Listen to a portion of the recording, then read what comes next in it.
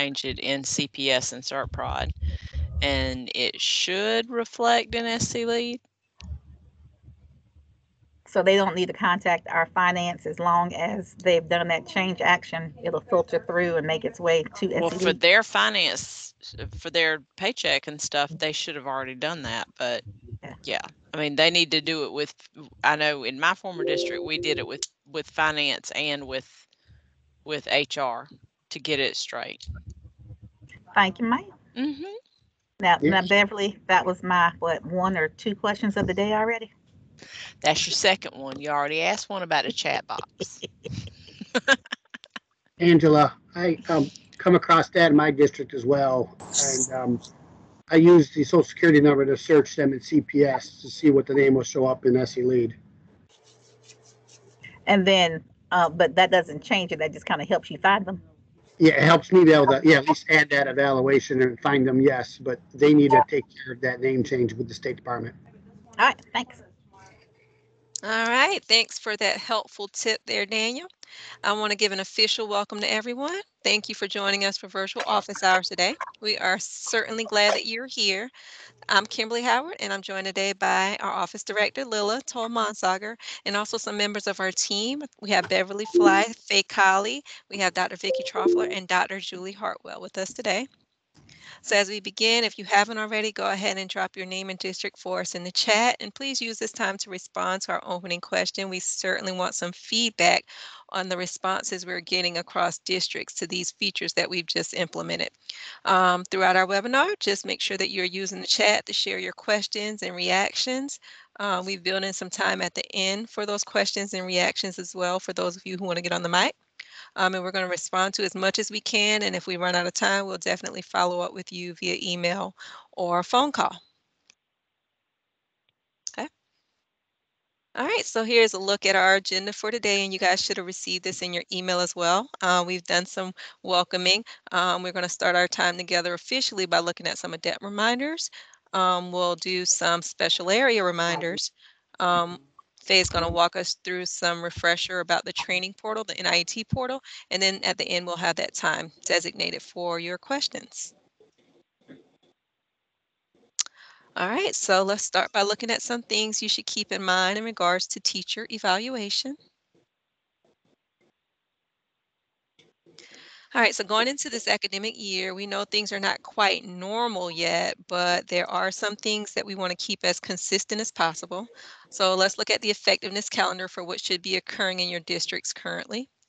Right now through January, we want to just make sure that those preliminary cycle pre-conferences, observations, and post-conferences are occurring. And of course, we have those reports in SC Lead that give you an indication of where your schools are in those processes.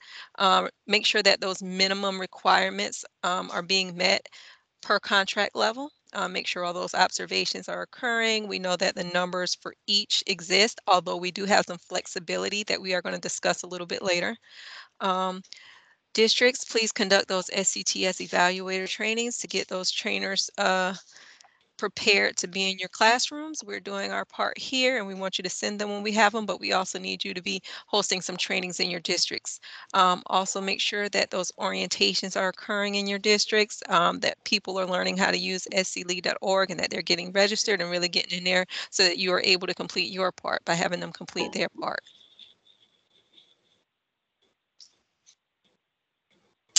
All right, so just like the last 2 years, we are offering some flexibility this year, and you can see here on the slide those proposed options.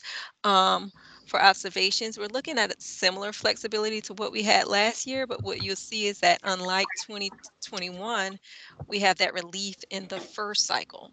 So for those teachers who are on those annual formative or summative or those continuing summative evaluations, instead of having the 2 and 1 like we did last year, we're looking at the 1 and 2. So at least one required observation must occur in that preliminary cycle. And then all of those required observations that are for the final cycle must occur in the final cycle. So it's a little different this year. Instead of the 2-1, we're looking at the 1 and 2. Just because we know going into the year there are some challenges, and we want to make sure that those people are still able to get that observation in. Those who are on those initial certificates are able to advance those certificates, just to kind of help the beginning of the year go by smoothly, and hopefully by the end of the year everyone will be prepared to implement those observations as normal. For those teachers who are on continuing formative evaluations, that final cycle observation can be waived. It used to be that it could only be waived if they were proficient or exemplary in each indicator, but now regardless of their scores, those final cycle observations can be waived for those continuing formative evaluations. And also we see some extension for PADEP. The deadline for orientation conferences for PADEP have been extended to October 15th of 2021. So that's what flexibility looks like for this school year. All right, so in terms of teacher observations, remember that you do have some flexibility with how those occur. They can be virtual or they can be face-to-face. Those conferences that accompany those observations, they can be virtual or they can be in person. For those observations that are occurring virtually, we just ask that you make sure that that student work is available and any asynchronous supports are available to that person who's observing that lesson. For those video observations, they may be used for evaluation if the video captures both teacher and student voices. And we know that we preach that when we're training, we have to capture student and teacher evidence. So if you are doing that kind of virtual, just make sure that you have evidence of both teacher and student. Note that the timelines for days in between those steps in the observation cycle, they are best practices. So that 2-day pre-conference, that pre-conference 2-day prior, and that post-conference 5 days after the observation, those are best practices. We know that there must be some flexibility with that, or there flexibility may be required due to everything happening around us. So we just say use that flexibility as is necessary. Just make sure that the teacher and that evaluator are on the same page as far as that flexibility goes. So if you need to extend that window by a day or two, that option is there. Just make sure that that understanding is shared between that teacher and that evaluator. And there can also be some flexibility with the SLOs. Those approval conferences may have been delayed, due to quarantine or any other instructional disruptions. Note that that flexibility, if necessary, you can reach out to us and we can extend those timelines for you. Whenever you're ready, you can use that SLO evaluation adept report to check on those conference statuses, and you can support those principals and SLO approvers in that process just by seeing where they are and what kind of time extension may be necessary for them. And you can always visit our SLO support resources, visit our SLO webpage to access those resources. And finally, if your district needs to make any changes to your timeline based on some of the things we just discussed, just reach out to us and let us know what your needs are. Contact your support here in our office and we will gladly make any updates that we can that will help you. Anything that occurs due to the inclement weather, or of course due to the pandemic that we're currently experiencing, we just want to make sure that your timelines are accurate. So whatever help you need in getting those accurate and up to date, let us know. We're here to help. With that, I am now going to turn it over to Beverly, and Beverly is going to talk us through some special area reminders. Happy Wednesday, everybody. Just going over a few special areas updates and reminders. Just a reminder for special areas evaluators credentials for that process. Step 1, the special areas manager should assign the evaluator to training in Moodle. The evaluator sends their certificate of completion back to the SAM. The SAM then completes the import spreadsheet from the Google folder and submits it to Dr. Howard. And the credential appears in SC Lead and the evaluator can be assigned to a team. Just a reminder that all of these steps are covered in the Special Areas Manager folder in Google that you got access to if you're the Special Areas Manager after you were trained.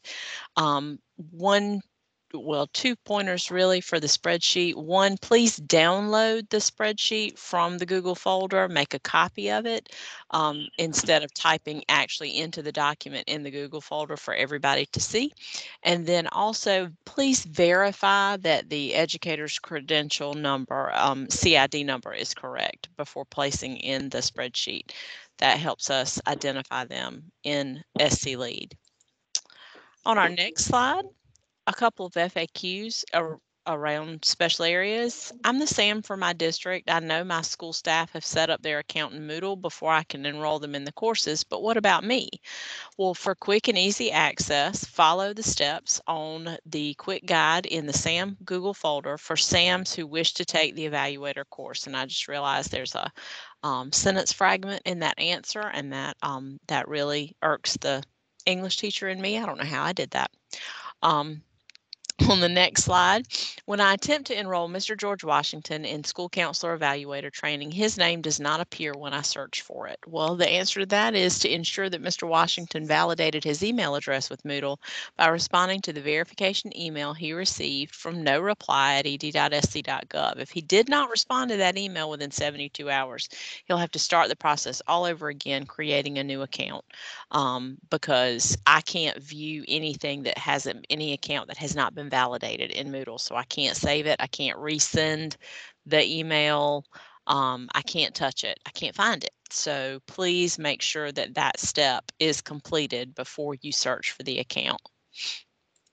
And then on the last FAQ, Elizabeth Schuyler is enrolled in the School Librarian Evaluator course in Moodle, but cannot move past PowerPoint 1 in Module 1. What is wrong with Moodle? There's nothing wrong with Moodle. The training is set up so that in order to unlock the next level or activity, you must first complete the previous component. Tell Eliza to watch the entire PowerPoint and then refresh her screen to move to the checkpoint for that module.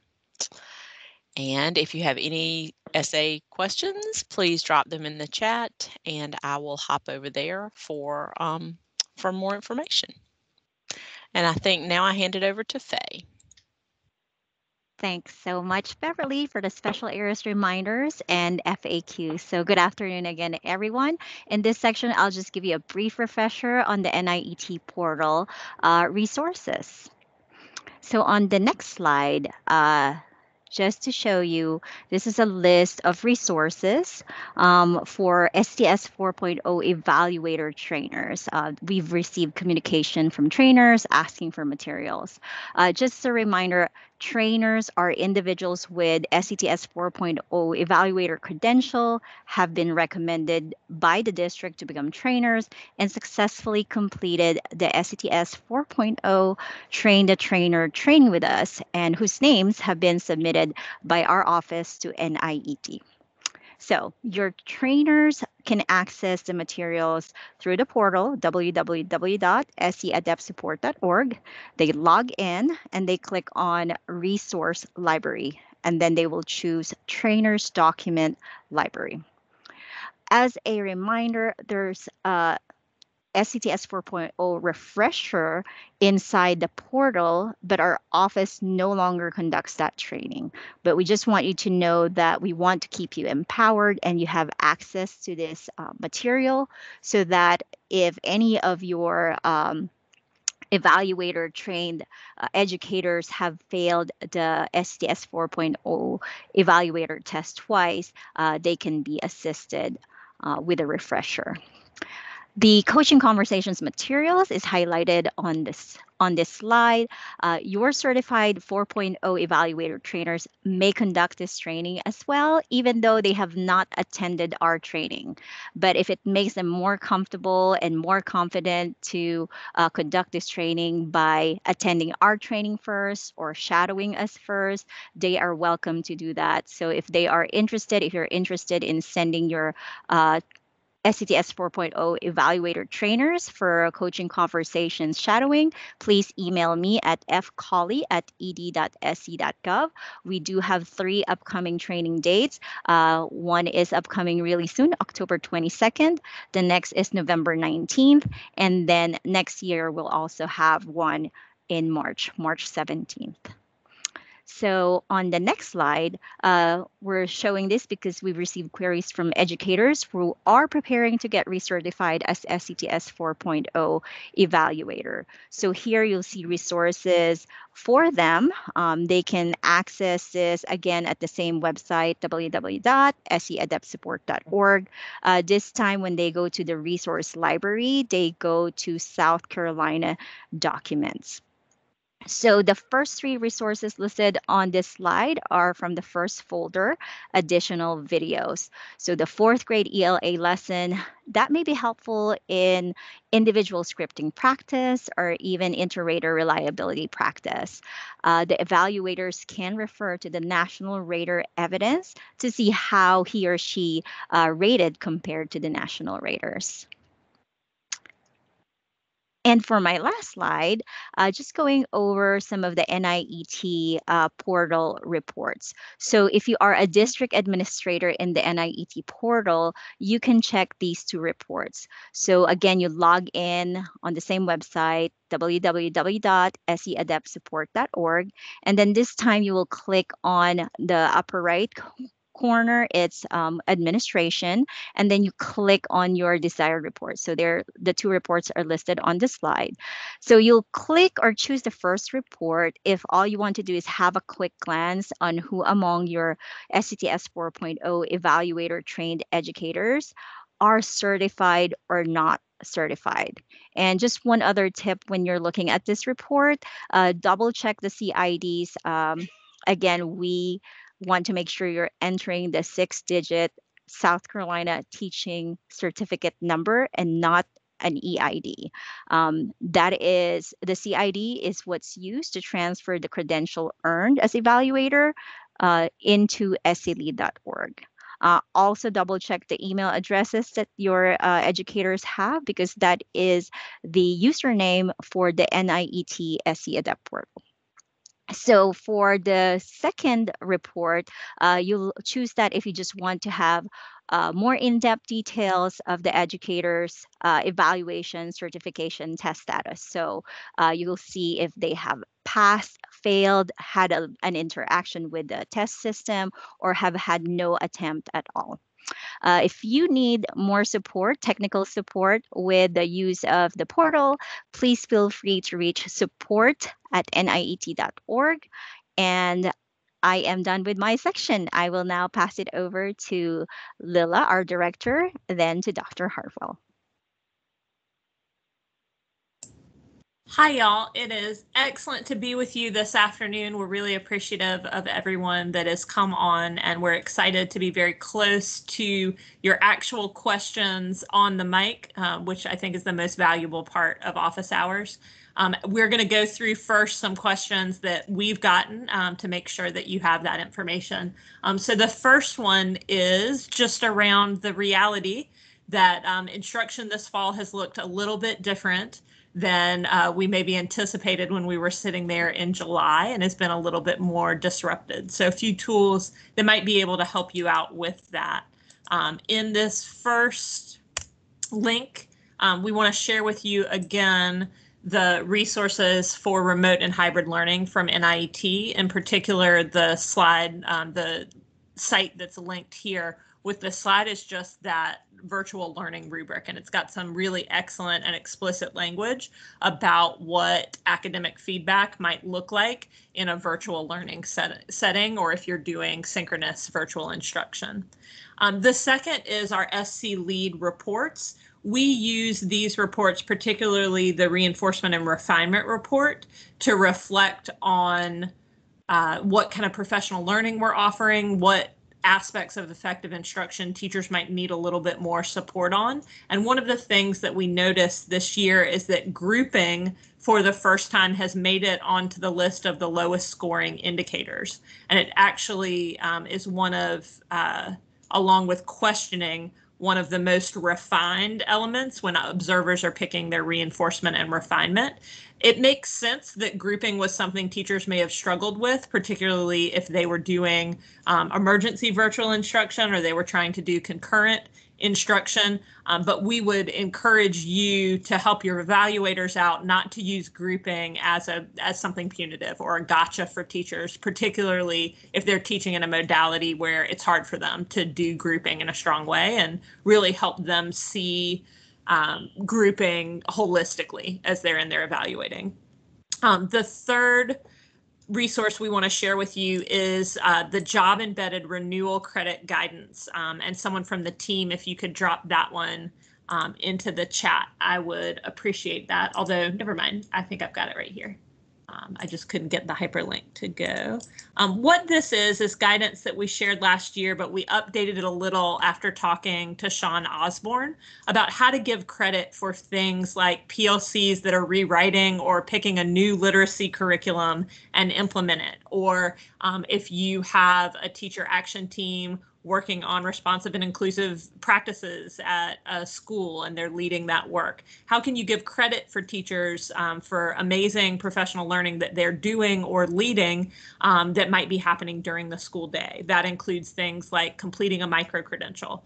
So this is just a guidance document to let you know what options you already have within the current renewal matrix. And certainly I'm happy to talk through anyone who's wondering, can I give my teachers credit for something? I'm happy to talk to you, and I know our expert Sean over in the Office of Educator Services is also happy to take those questions as well.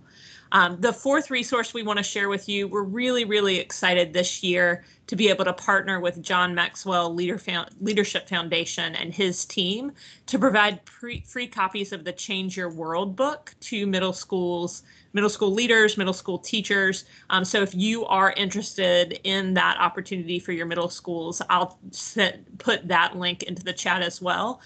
We've really been reflecting that teachers need some good news, and in particular, our middle school teachers have been working so hard to support students with their leadership, with their social emotional growth, that we feel like this book's just a great match for that. And in January, we'll have a book club that will be a virtual book club that your teachers and you are certainly welcome to attend. John Maxwell will probably help us kick that off, and Molly will be one of the facilitators as well. So if you guys have any awesome middle school teacher leaders who you think would be great leaders for that book club or doing some great leadership stuff, please feel free to let us know that as well. On our next slide, we have another FAQ that came to our attention yesterday. And this is really an area where there's a little bit of a gray area, so we wanted to open up a dialogue with districts. And the question is, how do we decide if we should do ADEPT, what ADEPT process to do when we have a contracted educator, like a teacher who's teaching an online course, but we contract with an outside company to do them, or we're contracting with a speech language pathologist? The answer is really, it's complicated, and it depends on how your finance department, your HR department are employing that teacher. If they're under letter of agreement, they are not required to be evaluated under ADEPT. However, it's your job to make sure they really receive some supervision and that someone knows what's going on in that classroom. And so every district handles that a little differently. And I encourage you, if that's the approach your district takes and you have any tips for what that supervision looks like, even if it's not ADEPT, if you wouldn't mind sharing that in the chat, that would be great, because this is a time of year when people are finding new hiring solutions and trying some of those things. So if you have any expertise, we'd appreciate that.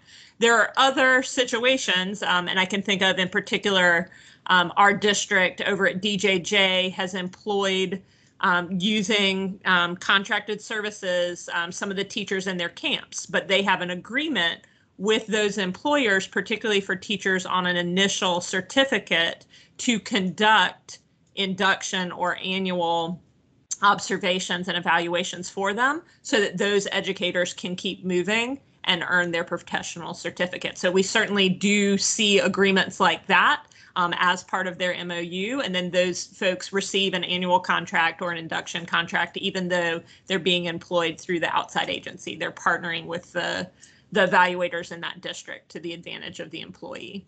The other thing that we see is with speech language pathologists, it's really that same thing. If you're working with a third-party vendor, it's really on the third-party vendor for SLPs to evaluate them, but they may choose to partner with you, or you may choose to partner with them to allow a speech language pathologist to advance from initial to professional by going through that annual summative evaluation.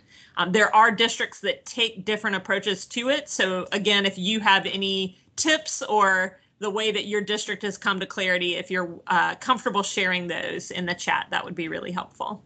And now I'm going to pass the mic to Dr. Hartwell with our other frequently asked questions this month.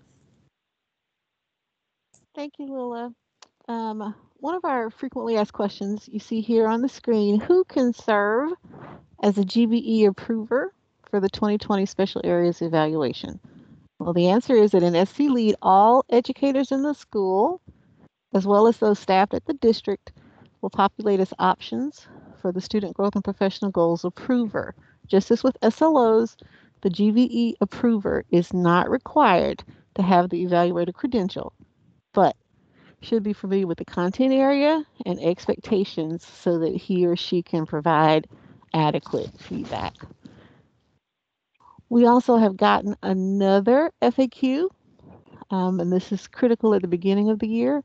How can new educators in my district update their email addresses if they choose to do that at SCLE, or have to do that at scle.org?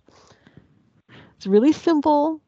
Have them log in using their old username and password. After they log in, click account. You'll see it highlighted in yellow here at the upper right-hand corner of the screen. Then click change to update their username, their email, or their password. They have to click resend verification email. You'll see that highlighted here in the second little yellow here in the center column. And then they'll verify their new email, then log in with that updated account information. So this is really simple. It's automated. They don't need to call you or to give a help ticket. They can accomplish all of this within their own account. All right, you've heard a lot of information from the team, a lot of timely, good information. So what are your questions? Team, is there anything in the chat? Questions in the chat for the good of the group?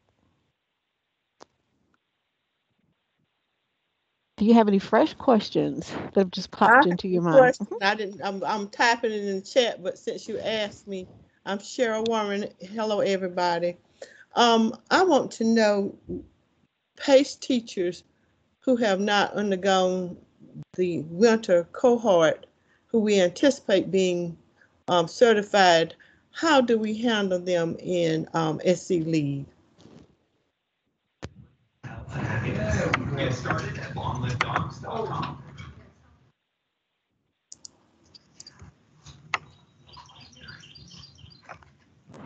Does a member of our team want to jump on and take Dr. Warren's question for PACE Winter? And you have every expectation that they are anticipated to be certified. Lila, correct me if I'm wrong, but I think you can go ahead and enter them as induction and start them into the induction classes. If anything changes with the outcome of their PACE program, you can then, go back in and look at their evaluation record at that point. But for winter, you can go ahead and start them on induction. But just make sure you keep an eye on, if something happens, that you go back in and make that change. Is that fair to say, Lila? You got it, Julie. I would just say make it incomplete before we do induction count, because you will want credit for them when they actually get through induction. So you'll want to get your money for them that year, because if for some reason they don't have a PACE certificate, they don't get granted that PACE certificate, they won't count in your total. You can also, if appropriate, delete the evaluation if they didn't end up getting evaluated, they didn't end up teaching in a classroom-based teacher position. So we would delete the evaluation and just put them as induction 1 next school year. Yes, ma'am. If they didn't end up making it to PACE or something happened, they ended up working as an aide, you can just delete that evaluation. If they ended up working and it's a different circumstance, sometimes doing the incomplete helps you remember, okay, it's incomplete and I'm going to do induction 1 more time. I think right now we are not entering them at all. And I think Ms. Grant asked me not to even let them go through the induction program, but I'll check on it to make sure. But I want to make sure that we were doing what was appropriate before I got too far off basis. And thank you for your answer. Lila, I have a question too about that. This is Chad Evans, Greenwood 52 or Greenwood 50. The same could be said, I guess, with intern teachers that we hire second semester, that basically we allow them to go through the process, but it's basically a practice for them, and we start them on induction 1 next year. Is that correct? Yeah, so essentially, if they're going to be hired for a period of 152 days or less, then they should be on a letter of agreement and have induction the following year. So yeah, they can still go through that process and receive that feedback, but their official first year would be that following year. Thank you very much, Kimberly. That's what we do. I just wanted to make sure that was the correct way of going about it. We like letting them get that practice so they kind of know what's expected the next year, try and help with their growth. Right. Trish, go ahead, Dr. Howard. I was just going to grab a couple questions from the chat, but if you want to get Trish first, then that's fine also. She has her hand raised. Trish, you want to jump on the mic? I'm sorry, I did not mean to have my hand raised. Oh, that's fine. We love to hear your voice. I was raising it to say hi. I've been having computer and internet issues all day. I'm so sorry. Have a nice day. That's what I was going to say. Absolutely. Dr. Howard? All right, so Daniel asked if there's a need to have those teacher evaluation safety credentials still populating in SC Lead, just because it's kind of a distraction when pulling credentials. I wouldn't say there's necessarily a need, considering that we've moved on beyond safety, but I will say I had a teacher who contacted me last week because she didn't see her safety credential and she wanted to see it. And I let her know that, it wasn't exactly necessary for her to have access to that, but she completed the training and she wanted her credential to be there. So I just wanted to point that out. We're not likely going back to safety, but yeah, those credentials are there because they earned them. Angie says we have teachers who retired but continue to teach with us. Should they be continuing or letter of agreement? It depends on what contract you offer them. If you offer them a contract, if they are starting the year with you and you're offering them a contract, then they should be continuing. Essentially, letter of agreements is for educators who are eligible for a contract but are hired for a period of 152 days or less. So.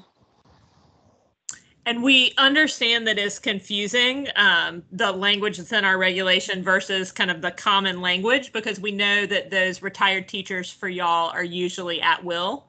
And so they don't necessarily have all of the rights and as far as their continued employment that someone on a regular continuing contract would have. But Kim is right. We'd like you to go see those retirees. And at least have them go through the GBE process. Okay, now I do have a question, because just to make sure I understood that correctly, even though my section isn't one that when they hire assigns the contracts, but typically if we do have a retiree, they are put on an agreement because they are an at-will employee. And we know that the state does not require a letter of agreement to go through a DEP, but we do require them to do an SLO or a GBE. But is that, maybe I misheard. I thought you said that if they are a retiree and you are hiring them at the beginning of the year, they should be offered a continuing contract. Did I mishear? Which is very possible.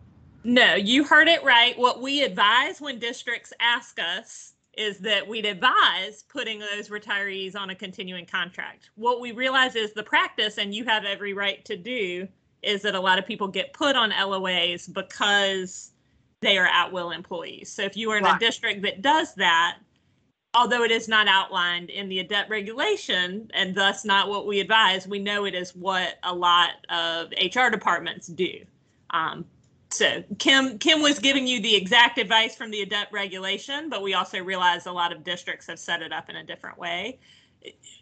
at the end of the day, those folks should do a GBE because they're in class, they're teachers of record, they're in classrooms with your students. You want to know how they're impacting student growth. Okay, Did I dance that okay, Kim? Is that our advice? Lila. Yeah, I just wanted to make sure there wasn't something new that I needed to go run across the street and say, hey, wait a minute, stop. Okay, thank you.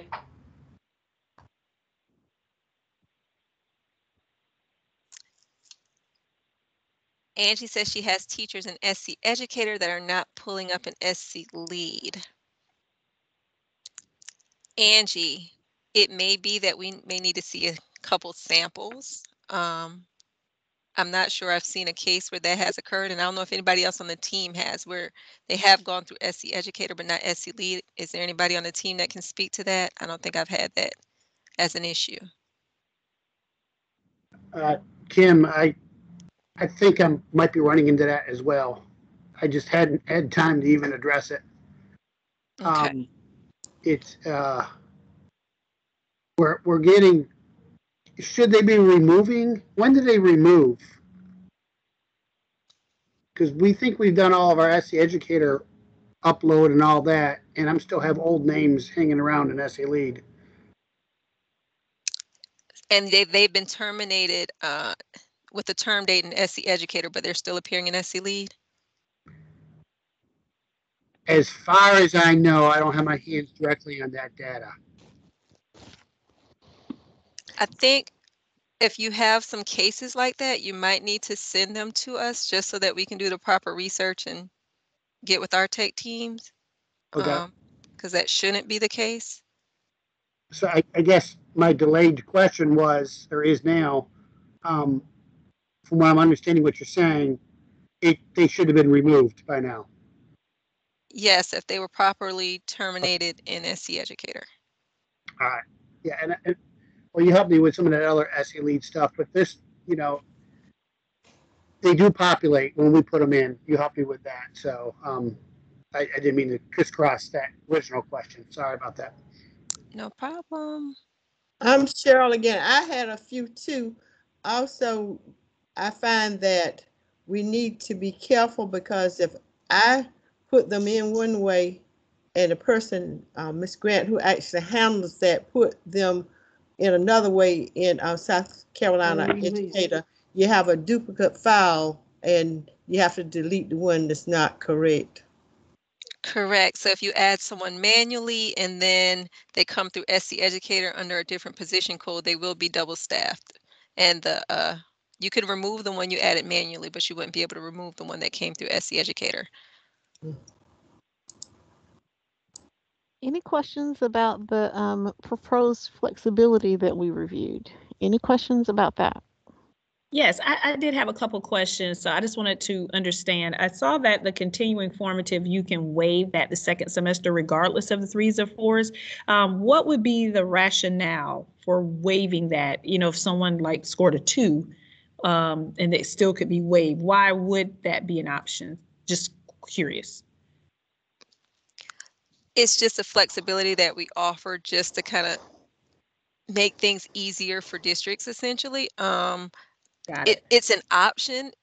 If you feel that the educator needs to continue to be seen, of course, absolutely continue to go in and see that educator for that next semester. And I don't know if anybody from the team wants to add to that. I think you're saying it right. Spot on. Awesome. And then the second thing I just want to ensure, so for like the annual summative, for those who are going through that first initial observation, you're saying it's possible if a school or someone got in a pinch, they could do one observation in the fall and then they would just do the 2 in the spring, or would they need to make up that additional in the spring, or it would only be the 2? It would only be the 2 in the spring. They would not have to make up the additional. Okay, thank you so much. Mm-hmm.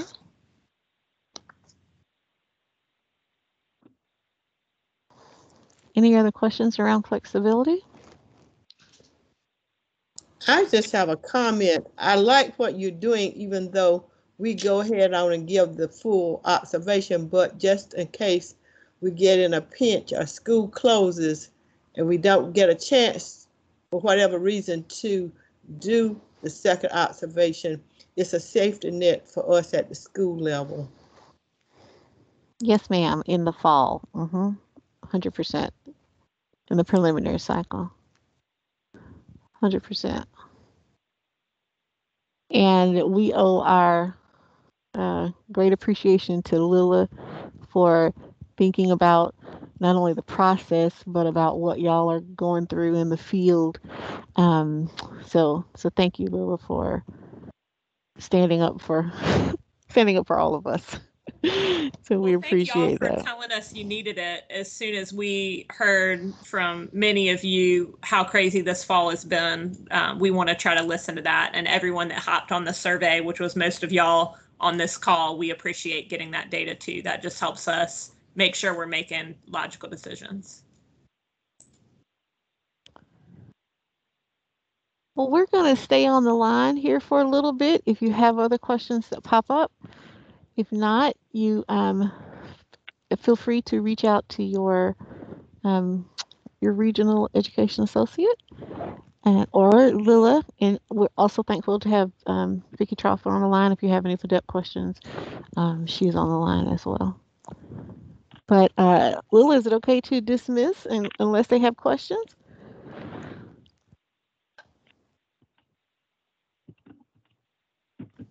Two thumbs up. Thank you. All right. Y'all have a great rest of your day. And we're here if you need us. We'll stick around for some questions if you have it. Thanks, everybody.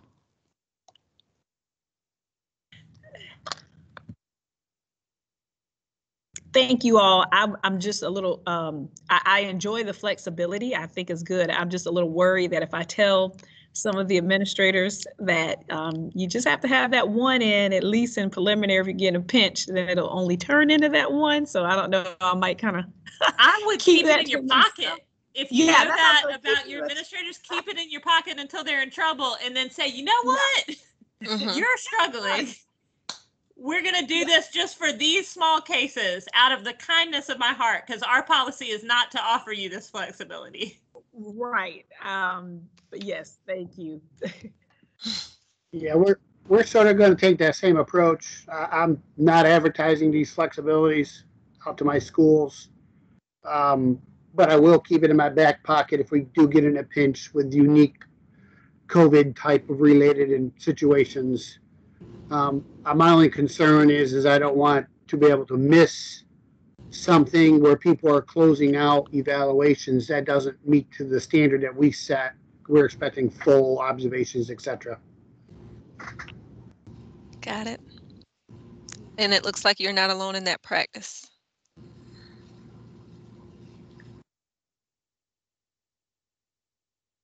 Miss Staggers, if you're talking, you're on mute. I have a question. Can you hear me now? Yes, ma'am. Yes. Where can I find that color tier chart that has the number of observations per contract level? I've been looking for it and unable to find it, because I wanted to know for continuing summative the number of evaluators required. It would be within the expanded ADEP guidelines. It may not reflect the flexibilities that Lila presented in the slide, or Dr. Howard presented in the slide earlier. Okay. Thank you. You're welcome. And Lila dropped it in the chat, I think.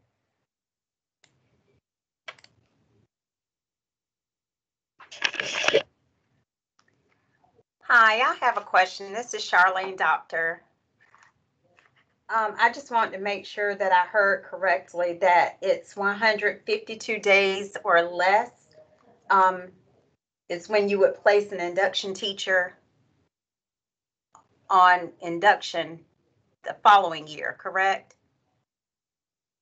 Yes, if the period of hire is less than 152 days, then that educator will be considered a letter of agreement. Okay. Mm-hmm. Thank you. You're welcome.